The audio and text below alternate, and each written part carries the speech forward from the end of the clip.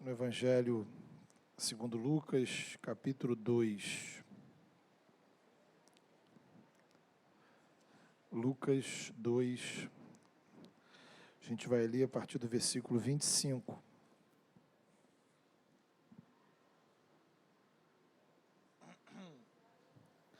Lucas 2, a partir do verso 25, onde texto que está projetado aí, você abre a sua Bíblia, acompanha também a leitura, sempre importante. A palavra de Deus diz assim: havia em Jerusalém um homem chamado Simeão, que era justo e piedoso, e que esperava a consolação de Israel, e o Espírito Santo estava sobre ele. Fora-lhe revelado pelo Espírito Santo que ele não morreria antes de ver o Cristo do Senhor. Movido pelo Espírito, ele foi ao templo. Quando os pais trouxeram o menino Jesus para lhe fazerem o que requeria o costume da lei, Simeão tomou nos braços e louvou a Deus, dizendo: ó soberano, como prometeste, agora podes despedir em paz o teu servo, pois os meus olhos já viram a tua salvação, que preparaste à vista de todos os povos, luz para a revelação aos gentios e para a glória de Israel, teu povo. O pai e a mãe do menino estavam admirados com o que fora dito a respeito dele. E Simeão os abençoou e disse a Maria, mãe de Jesus: este menino está destinado a causar a queda e o soerguimento de muitos em Israel, e ser um sinal de contradição, de modo que o pensamento de muitos corações será revelado. Quanto a você, uma espada atravessará sua alma. Estava ali a profetisa Ana, filha de Fanuel, da tribo de Aser. Era muito idosa. Tinha vivido com seu marido 7 anos depois de casar. Então permanecera viúva até a idade de 84 anos. Nunca deixava o templo. Adorava a Deus, jejuando e orando dia e noite. Tendo chegado ali naquele exato momento, deu graças a Deus e falava a respeito do menino a todos os que esperavam a redenção de Jerusalém. Amém. Queridos irmãos, uma boa iluminação é necessária para que a gente possa enxergar de forma adequada, né? Uma iluminação ruim, ela vai sempre nos atrapalhar. Então, às vezes, pode ser uma coisa muito simples e corriqueira, como você trocar de roupa, né? Não sei se já aconteceu com você, você pega uma roupa rápida ali no guarda-roupas, e como não estava muito bem iluminado, você não prestou muito atenção, e aí só depois de vestir e estar em um outro ambiente mais claro, você repara que aquela determinada roupa tem uma mancha, ou está rasgada, ou falta um botão. Às vezes acontece quando a gente troca de cômodo, tá? Às vezes, pior acontece quando a gente está na rua. Agora, infinitamente pior do que o problema de uma roupa é quando a gente, por exemplo, está dirigindo. Então, você está numa estrada desconhecida e uma boa iluminação pode ser a diferença entre você ter um sério acidente ou não. Então, portanto, a gente ter luz, a presença da luz, nos faz enxergar melhor. E há coisas que simplesmente nós não vemos sem o auxílio de uma boa iluminação. Então, hoje eu gostaria de conversar com você sobre algumas pessoas e algumas atitudes que nós apenas enxergamos pela luz do Evangelho. Tema da série de mensagens desse mês é tempo de luz, porque o Natal é um tempo de luz. Jesus é a luz do mundo. No Natal, a luz da graça brilha sobre a humanidade pelo nascimento do Filho de Deus. A luz de Deus brilhou através de Jesus e ilumina o nosso caminho até o Senhor, nos mostrando a necessidade que temos de Deus, nos fazendo enxergar o perdão, a vida, a comunhão que o Senhor nos oferece. A luz de Deus veio ao mundo e brilhou no primeiro Natal. E essa luz nos faz enxergar algumas coisas. Destacar primeiro algumas pessoas que nós normalmente não prestamos atenção, não reparamos nelas. Por quê? Porque os holofotes da sociedade não estão sobre elas. Os nossos olhos foram treinados, educados, para simplesmente ignorá-las. Nossa atenção é cativada por outras pessoas e situações. São pessoas que passam praticamente invisíveis ao nosso olhar. No texto que lemos, nós encontramos 2 exemplos. E aí depois a gente vai olhar outros exemplos além desse texto. Lucas registra aqui quando o bebê Jesus foi levado ao templo de Jerusalém. Jesus aqui tinha menos de 2 meses de vida. Os pais de Jesus, José e Maria, estavam ali cumprindo as exigências da lei judaica. Por sinal, importante a gente observar que até a crucificação de Jesus, toda a vida e o ministério de Cristo acontecem dentro do contexto espiritual da antiga aliança, a aliança do Antigo Testamento. Jesus viveu e atuou nos limites de Israel. A nova aliança, ela inicia a partir da ressurreição de Cristo e do Pentecostes, quando o povo de Deus é redefinido de Israel para os discípulos de Cristo de todas as nações. Então, esse lembrete é importante para que a gente tenha cuidado na hora de transportar alguns aspectos do período da vida de Jesus para o cristianismo de hoje. Veja você, Jesus foi circuncidado ao 8º dia.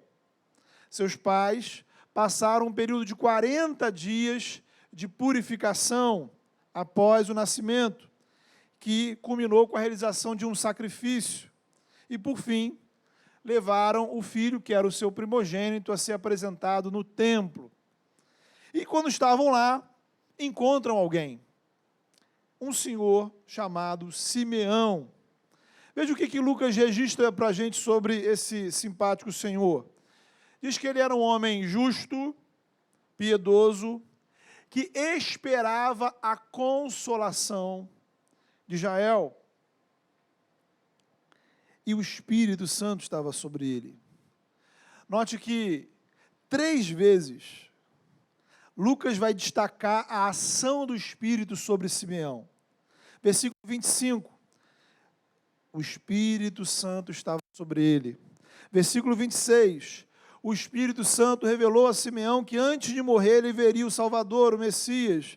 Versículo 27. O Espírito Santo o impulsionou naquele dia a ir ao templo, porque os pais de Jesus, porque o Messias estaria lá. Temos aqui uma outra verdade espiritual importante. O Espírito Santo não passou a existir no dia de Pentecostes. O Espírito Santo é eterno, é Deus. Ele atua na criação desde o início, desde Gênesis, desde o início das coisas. Durante todo o período do Antigo Testamento, o Espírito Santo está presente, atuando. Os crentes do Antigo Testamento também experimentaram a ação do Espírito Santo. O que houve em Pentecostes foi a intensificação da presença do Espírito sobre o povo de Deus, especialmente se manifestando nos dons espirituais.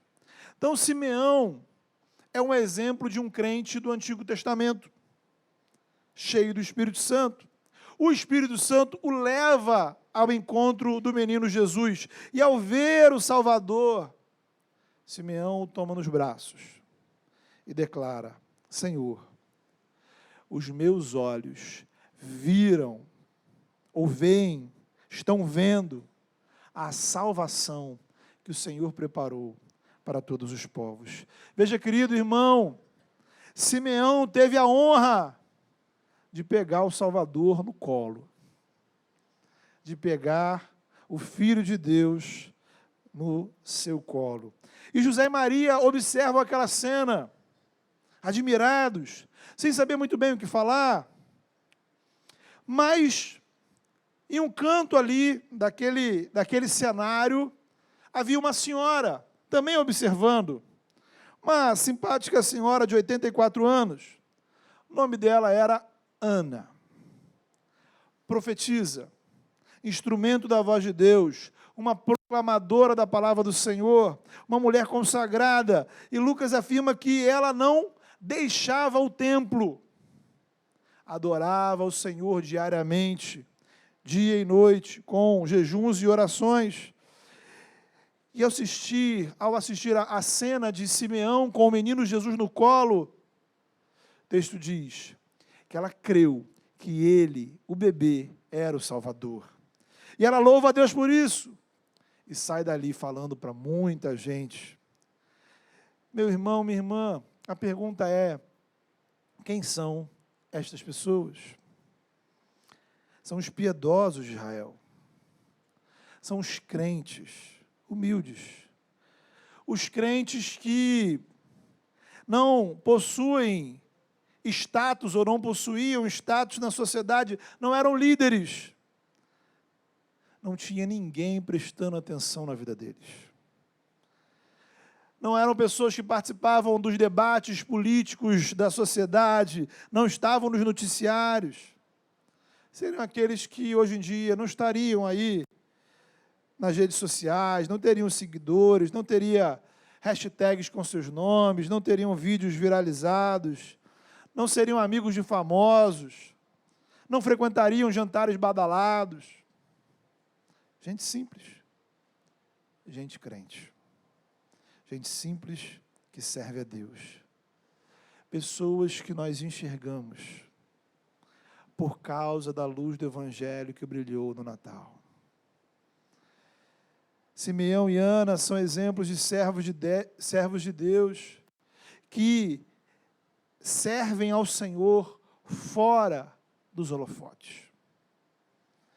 E há duas maneiras da gente encarar essa situação, dois ângulos pelos quais podemos olhar essa história. Primeiro, por um lado, aprendemos aqui a valorizar servos de Deus como Simeão e Ana. Veja que a tendência da nossa cultura é valorizar o famoso, desprezar aquele que é desconhecido. Precisamos aprender, irmãos, a reconhecer a piedade dos servos de Deus que não estão nas redes sociais. Valorizar, por exemplo, o testemunho e a experiência de vida de servos de Deus mais velhos, como Ana era, possivelmente também Simeão. Somos uma sociedade que despreza os idosos, porque a nossa cultura nos ensina, nos treina a sermos egoístas, pragmáticos, utilitaristas, acelerados, tecnológicos. O idoso demanda a nossa atenção, nosso cuidado, uma dinâmica mais lenta. Então, a relação com o idoso é sempre uma relação de dar mais do que receber. Como é também a relação com a criança, mas, afinal de contas, não é essa a relação do Evangelho? Não é disso que trata o Evangelho? E se é disso que trata o Evangelho, seria, ou em todos os lugares, ou todos os espaços que existem na sociedade, a igreja deveria ser aquele espaço onde os idosos encontrariam, deveriam encontrar uma atenção diferenciada. A relação do cristão com os mais velhos deveria ser diferente, porque deveríamos seguir o padrão da paciência do Evangelho. Deveríamos ter um olhar para com aqueles que trazem, por vezes, uma história de vida com inúmeras dificuldades. Precisamos aprender com a sabedoria desses irmãos, ouvi-los, processar seus conselhos, investir tempo na relação com eles, servi-los, abençoá-los. E o que vale para essa relação com o idoso, vale para a relação com os demais irmãos da comunidade. Prestar atenção na reserva espiritual que existe naqueles irmãos que não são pastores, não são presbíteros, não estão liderando nenhum ministério. A pessoa é apenas e simplesmente crente. Mas às vezes ela é crente, um crente diferenciado. São pessoas que têm um testemunho incrível, experiências com Deus, compromisso com o Senhor, pessoas que nos abençoam apenas e simplesmente por conversarmos com elas. Precisamos valorizar esses irmãos, investir tempo na vida deles. Então será, meu irmão, minha irmã, que não seria interessante você se propor e separar um tempo para conversar com aquela pessoa, aquele irmão, aquela irmã, que talvez você nunca sequer trocou uma palavra? O mesmo raciocínio, irmãos, vale para irmãos de outras igrejas. Precisamos vencer essa mentalidade, essa arrogância teológica de achar que somente são piedosos que seguem a mesma teologia que a gente, ou estão na mesma denominação que a gente. Você precisa prestar atenção nos Simeões e nas Anas que estão por aí.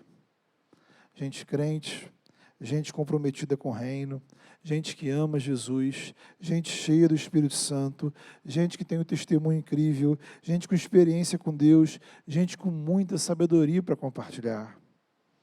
Repare nesses irmãos, valorize-os, respeite-os, dê-lhes atenção, ouça com ouvidos humildes. Agora, outro ângulo dessa análise é a gente reconhecer o valor dessa espiritualidade, ou seja, por um lado, eu preciso prestar atenção na espiritualidade que se revela nas pessoas simples, naquelas que não estão nos holofotes. Por outro lado, eu preciso aprender a cultivar uma espiritualidade que não vai para as redes sociais, a espiritualidade de um coração cheio de esperança. Olha que interessante, há uma expressão que une a história de Ana com a de Simeão. No versículo 25, Lucas vai afirmar que Simeão esperava a consolação de Israel. Versículo 38, ele vai dizer que Ana compartilhou a informação do menino com aqueles que esperavam a redenção de Jerusalém. Irmãos, o mundo pode tirar muita coisa da gente. O mundo pode tirar nossos bens materiais, pode tirar nossos empregos, fazer mal aos nossos amigos, familiares. O mundo pode tirar nossa vida.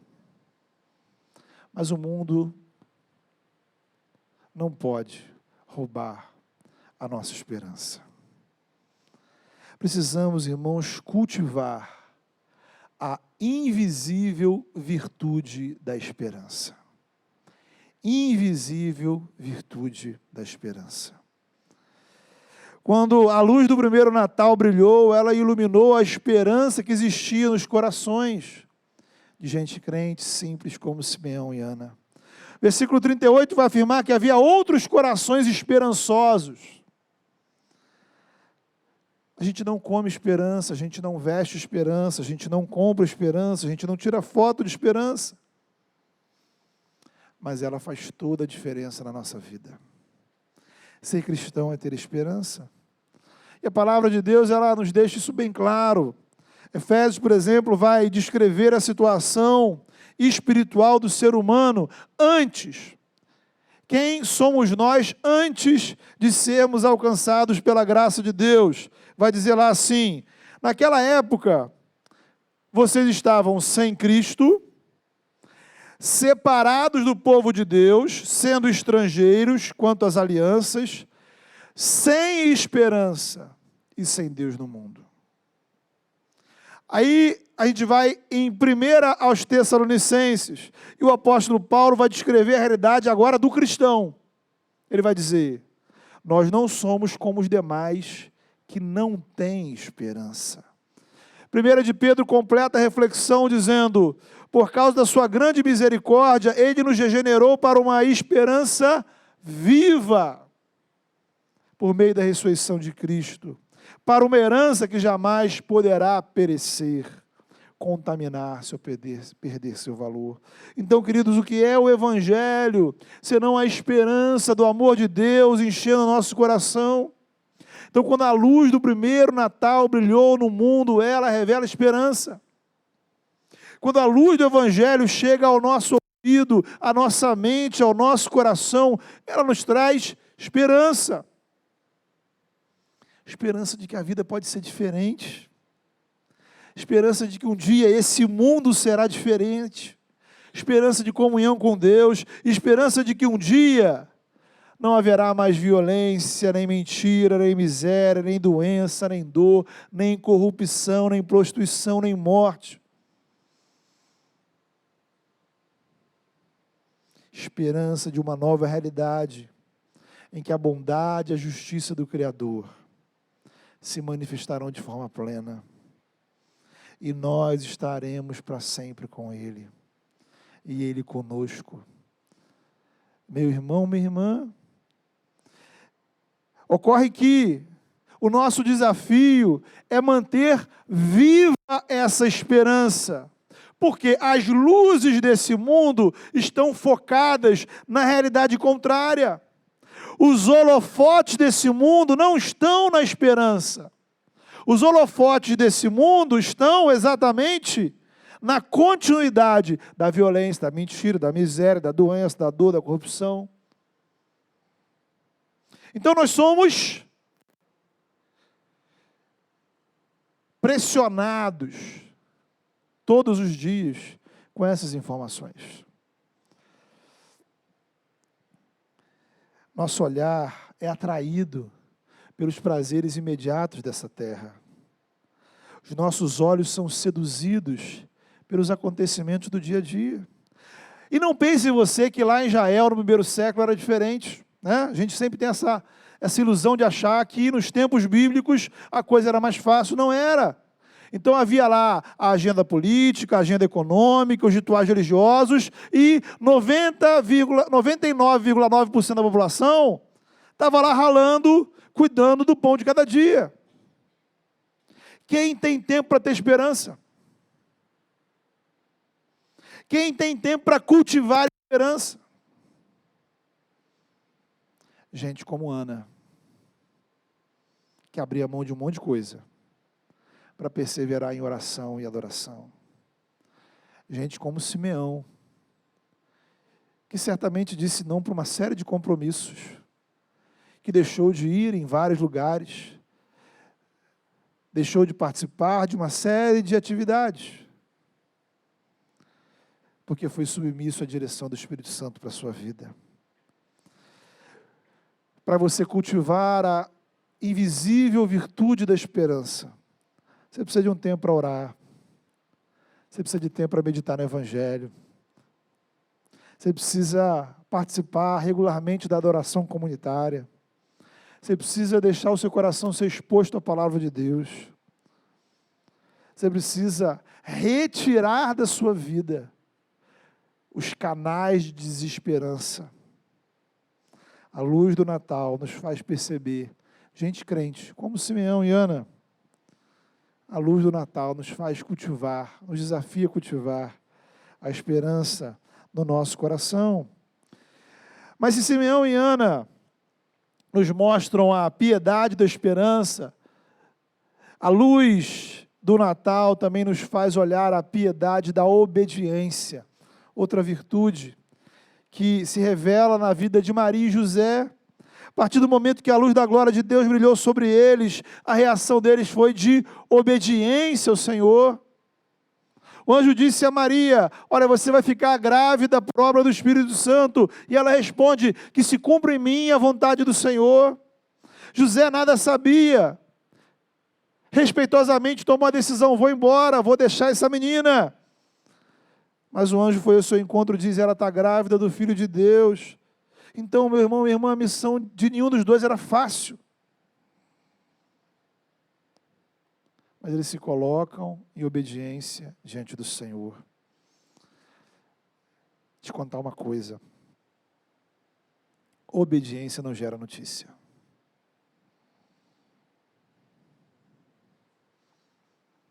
Fidelidade não vai para as redes sociais.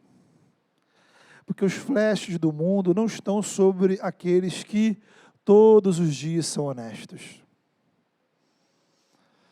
Os flashes do mundo não estão sobre você quando você diz não ao pecado. Mas quando você cai, aí é manchete. Não há holofote para aqueles que diariamente se empenham em fazer a vontade do Senhor. Não há cartaz para aqueles que decidem perdoar o mal e fazer o bem. A luz do Evangelho brilhou no Natal e nos faz ver que, mesmo quando ninguém está vendo, mesmo quando ninguém está valorizando, o céu está atento aos seus atos de obediência. O céu está valorizando os seus atos de obediência. Vale a pena resistir, vale a pena dizer não ao mundo, vale a pena colocar em prática os princípios do reino, ainda que a sociedade despreze. A palavra de Deus nos fala isso de várias formas. Hebreus capítulo 6, o Senhor vai dizer: Deus não é injusto, Ele não se esquecerá do trabalho de vocês e do amor que demonstraram por Ele, pois ajudaram os santos e continuaram a ajudá-los. Apocalipse 19 vai dizer que as roupas, veja você, que usaremos diante do Senhor, são os atos de justiça que praticarmos. E afinal, haverá alguns que ouvirão do Senhor: você foi fiel no pouco. Muito bem, servo bom e fiel. Venha e participe da alegria do seu Senhor.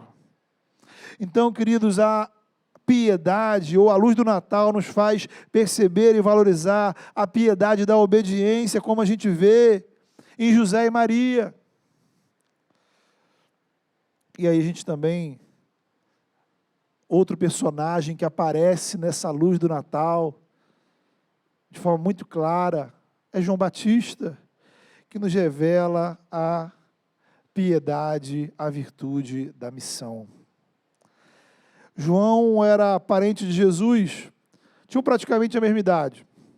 E João, desde o nascimento, tinha uma missão. A missão dele era preparar o povo de Israel para o início do ministério do Messias. João Batista é o tipo de pessoa que intencionalmente foge dos holofotes. Ele não quer ser o centro das atenções. Ele sabe que ali não é o seu lugar. A função dele seria, quando adulto, proclamar ao povo de Israel: arrependam-se, convertam-se, abandonem o pecado, porque o Messias chegou. O tempo da salvação chegou. O Salvador está entre nós. A piedade de João Batista é entender que ele não era apenas um beneficiário do primeiro Natal. O Natal trouxe para ele uma missão. Meu irmão, minha irmã, já falamos isso aqui. Há uma série de vidas ao nosso redor, nos quais o Natal não chegou. Diante da luz do Natal, Maria e José foram obedientes, servindo ao Senhor. Ana e Simeão, cheios de fé e esperança, celebraram a chegada do Messias. João Batista tinha a missão de convidar as pessoas ao encontro do Messias. E esse é o desafio que o Evangelho traz para a gente. Celebrar e adorar, reconhecer Jesus como Salvador. Demonstrar ações de obediência ao Senhor. Levar pessoas ao encontro do Messias. Pessoas e atitudes destacadas pela luz do Evangelho, pessoas e atitudes que para os padrões do mundo não têm importância, não têm valor. Cristo, a encarnação do Filho de Deus, aquele que viveu, morreu, ressuscitou, está vivo, Ele lança luz para essas vidas e esses comportamentos. Porque, veja, essas eram vidas que estavam alinhadas à luz do Evangelho. Isso nos leva à nossa última reflexão. Falamos até agora de pessoas e atitudes que foram referência para a gente, né? Falamos de Ana, Simeão, Maria, José, João Batista. E quando a gente olha para a Ilha do Natal, quando a gente olha o ministério de Jesus como um todo, a gente vê a luz de Jesus brilhar ainda sobre dois outros grupos. Por um lado, a gente tem o grupo dos necessitados. Você já reparou quantas vezes no ministério de Jesus ele se ocupou com gente doente, endemoniada? Gente que literalmente era evitada. Gente que você não quer ficar perto. Gente que é discriminada, não por um, não por dois, mas pela sociedade inteira. Gente que não tem nada a te oferecer. Gente considerada extremamente pecadora pelos religiosos da época, de forma, um pecado do nível assim, que se você chegar perto te contamina. Gente que era ignorada, gente que era desprezada, gente que estava fora do alcance da religião e da sociedade, gente que parecia invisível e que muitas vezes se sentia invisível. Jesus os viu. Jesus prestou atenção neles. Jesus foi ao encontro deles. Jesus os acolheu. Jesus conversou com eles. Permitiu que eles o tocassem. Jesus os abençoou. Então, meu irmão, o Natal deve ensinar para mim e para você olhar na direção que Deus está olhando. Deus está olhando para os piedosos. Deus está olhando para os que se dispõem a obedecê-lo. Deus está olhando para os que estão cheios de esperança no coração. Deus está olhando para aqueles que estão em missão proclamando o reino. Mas Deus também está olhando aqueles que precisam ser abençoados. Sabe, irmão, a gente deveria no Natal aprender a prestar mais atenção nos seres humanos que existem ao nosso redor. Somos chamados a iluminar estas vidas com boas ações. E iluminar os que precisam de uma palavra de esperança. Mas também iluminar os que estão precisando de comida, de remédio, de um cobertor. Iluminar os que necessitam de um ouvido para ouvi-los, de um ombro para chorar, mas também iluminar aqueles que precisam ser acompanhados nos hospitais, aqueles que precisam de ajuda para conseguir um emprego. Iluminar aqueles que necessitam que você apenas ore com eles, mas também aqueles que precisa que você os ajude a arrumar a casa deles. A nossa sociedade nos ensina a valorizar as pessoas que são úteis para a gente. Jesus fala disso, né? Ele fala para a gente ter cuidado, para não fazer o bem para aqueles que podem nos devolver o bem. Já parou para pensar nisso? Quantas vezes, intencionalmente, quantas vezes, sem perceber, a gente faz o bem, esperando poder cobrar lá na frente. Qual foi a última vez que você fez algo por alguém, sem esperar nada em troca? Tem um monte de gente invisível por aí. E a gente precisa ser honesto, irmão. A começar por mim. Admitir. É muito difícil se importar com essas pessoas. E a começar por mim, nós precisamos dizer diante do Senhor, nós estamos errados. Precisamos olhar para onde Deus está olhando. Precisamos olhar como Jesus olha, com compaixão. E mesmo de forma muito simples e pontual, sem nenhum tipo de ilusão de que a gente vai mudar o mundo, demonstrar a graça de Deus àquele que está ao nosso caminho. Porque talvez quem esteja controlando o seu olhar, seja a cultura, seja o governo, seja a mídia, as redes sociais. Meus olhos precisam ser cativos daquele que é o Senhor do meu coração. Porque se os meus olhos forem maus, o meu corpo inteiro, a minha vida inteira será trevas, diz Jesus. E aí, isso ensina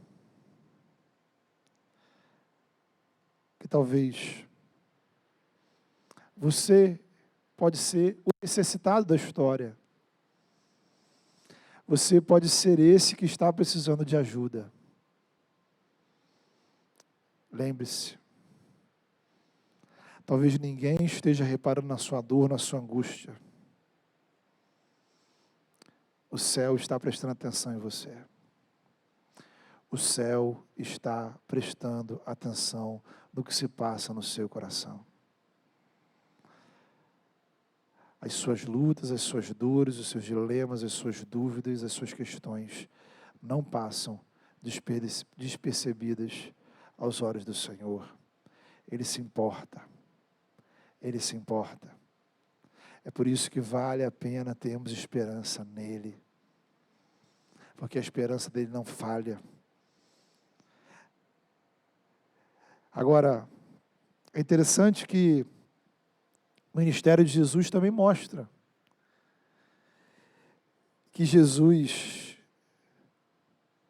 tem aqueles que apareciam como supostamente representantes da luz. Deus também estava olhando para os religiosos, para os frequentadores de templo, para aqueles que se orgulhavam do comportamento que tinham, daqueles que se sentiam superiores aos demais. Jesus olhava para eles com indignação. Como será que Jesus olha para a sua vida hoje?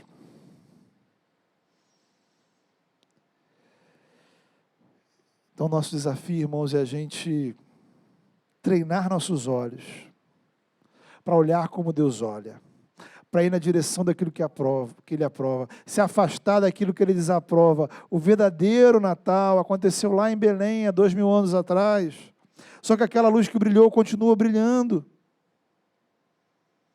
E os nossos desafios o nosso desafio não é apenas olhar para ela, mas olhar através dela. Não é apenas olhar para Jesus como um personagem de 2000 anos atrás, é olhar através dele. E por meio de Jesus eu olhar a minha vida, por meio de Jesus eu olhar a minha dor, por meio de Jesus eu olhar o outro, por meio de Jesus eu olhar a dor do outro, por meio de Jesus eu olhar a igreja, por meio de Jesus eu olhar o mundo, por meio de Jesus eu interpretar a vida, por meio de Jesus eu encarar a vida com esperança. Feche seus olhos. Coloque seu coração diante do Senhor nessa hora.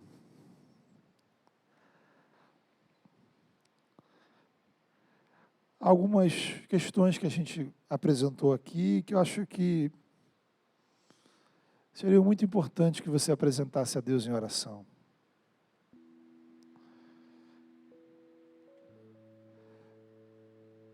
Talvez, em primeiro lugar, você pediu ao Senhor graça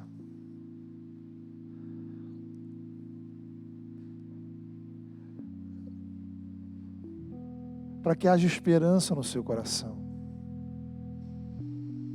para que essa virtude invisível da esperança em Deus, ela possa ser fortalecida. A realidade do mundo é dura. Peça ao Senhor para que essa esperança seja renovada. A esperança no poder de Deus. Às vezes a gente ora, e as coisas não acontecem, o mundo não muda, tudo piora. Senhor, traz ânimo, me faz crer, me faz acreditar, me faz ter esperança. Porque nós não somos como os demais que não têm esperança. Um dia nós fomos desses, mas nós não somos mais. Fomos trazidos, resgatados para esse lugar de esperança.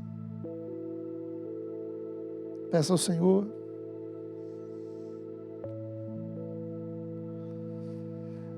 Peça ao Senhor para que você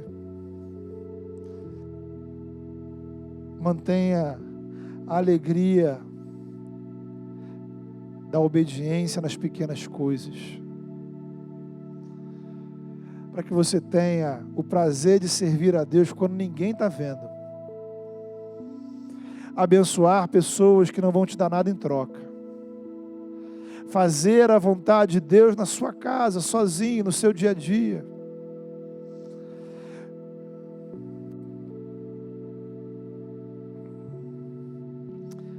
Peça ao Senhor para abrir os seus olhos, para que você perceba as pessoas que estão ao seu redor. Gente que você podia abençoar. Gente que você podia fazer diferença na vida delas. Gente que você às vezes nem sequer está percebendo que existe. Peça ao Senhor para que você olhe na direção que Deus está olhando.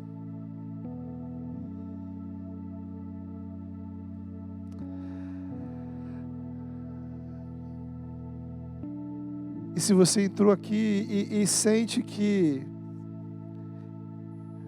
a sua luta e a sua angústia é tão grande que talvez Deus não veja você,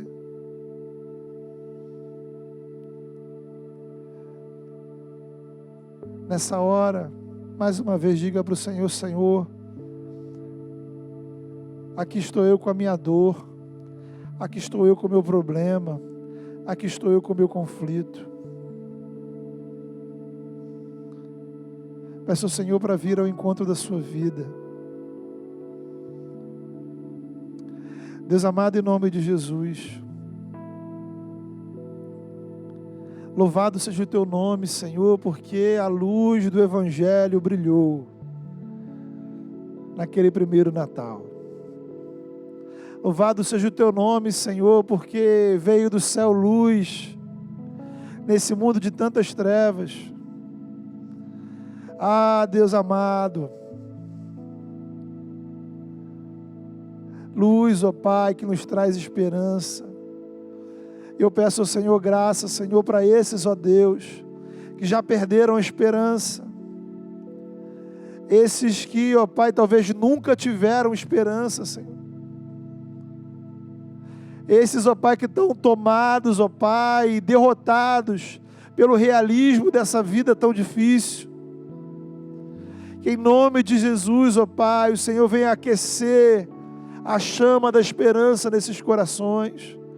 A esperança viva, firmada em Ti, no Teu poder, nas Tuas promessas, no Teu amor, na Tua graça, na Tua palavra. Dá-nos esperança, Senhor, de uma vida diferente, de um mundo novo. E que essa esperança nos traga alegria. Que essa esperança, Senhor, emocione o nosso coração e coloque um sorriso no nosso rosto, ainda que o presente seja demasiadamente difícil. E cheios da esperança, do Teu amor e da Tua graça, Senhor, possamos, ó Pai, sermos instrumentos do Senhor para abençoarmos vidas. Nos faz, ó Pai, perceber as pessoas que estão ao nosso redor. Gente que está agoniada, Senhor. gente que é invisível ao mundo, gente que é desprezada pelo mundo, mas nós precisamos olhar como Cristo olhou, Senhor. Que os nossos olhos olhem na direção, Senhor, que o Senhor está olhando. Pai, ajuda-nos a desenvolver, Senhor, essa piedade, Senhor, essa comunhão com o Senhor, que se importa com o Senhor, que sabe que o Senhor nos vê a todo momento, e que a gente se importe, Pai, com o que o Senhor se importa, Senhor. Lava o nosso coração das motivações mundanas, das motivações pecaminosas, das motivações da vaidade, das motivações da maldade, das reações, Deus, que nada tem a ver, Pai, com a Tua graça, com o Evangelho, com o Teu Espírito. Pai, que a luz do Evangelho, da Tua glória, da Tua graça, possa, Senhor, fazer com que os nossos olhos sejam luz, para que a nossa vida seja luz, para que as nossas ações sejam luz, para que os nossos relacionamentos sejam luz, para que a nossa vida na Tua presença seja luz, e por onde andarmos, Pai, sejamos luz, e que toda trevas, Pai, todo tipo de trevas que existe dentro de nós e na nossa vida, possa ser superada pela luz de Cristo, pela luz da Tua graça, pela luz do Teu Espírito, em nome de Jesus. Amém.